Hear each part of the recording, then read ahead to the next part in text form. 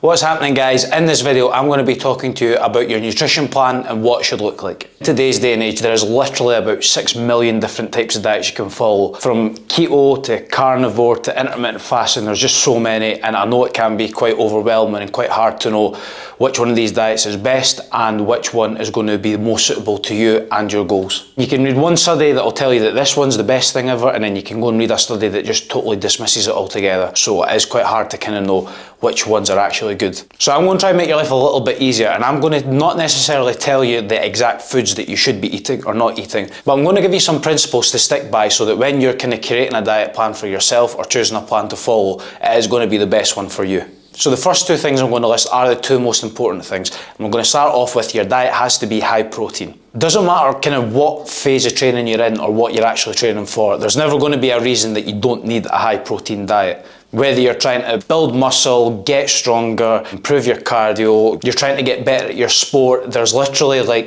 again, nothing physically that you can do that having a high protein diet won't be beneficial to you. So the amount of protein you need is going to be totally different for everyone, but as a rule of thumb, you want to have 1 gram for every 2.2 kilograms of body weight. So for example, if you're weighing in around 80 kilos, you want to be having somewhere between 170 and 180 grams of protein a day. The next most important thing is your diet has got to be sustainable. I could give you the absolute best diet in the world, but if you can't stick at it for any length of time, then it's not really going to be that good, is it? So whatever type of diet you choose to follow, it's got to be one that you're comfortable with and you feel like gets you progress consistently year round. In an ideal world, you want your diet to pretty much look like the same all year round, no matter what you're trying to achieve with your training, and then all you have to change is the kind of volume, whether you're maybe trying to bulk up and get a bit stronger, or you're trying to cut down and get a little bit leaner. But if you're having to constantly chop and change the types of foods that you're eating, then you should probably have a little think about that. Another thing your diet's got to be, I believe, is it's got to be varied, and I'm not particularly a fan of restrictive diets. And that restriction tends to be certain foods that you're not allowed to eat. I'm not a massive fan of any diet that cuts out certain food groups. So for example, when you're on a keto diet, you're virtually cutting out all carbs, which again, I don't necessarily think that's ever going to be a good thing.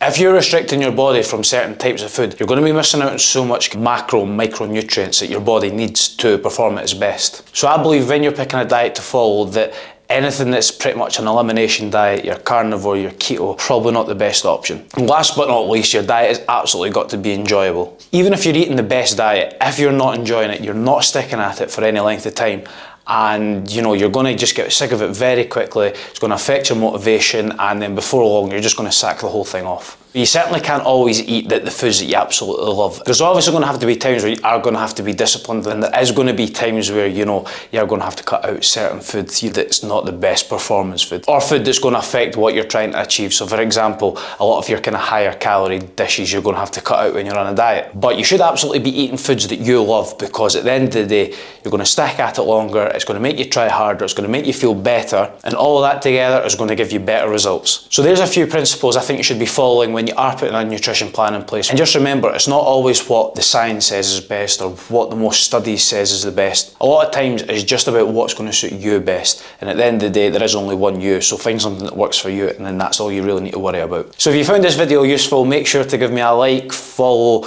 subscribe, sign up to my OnlyFans, retweet, fucking everything. Just do it all, and I will see you in the next video.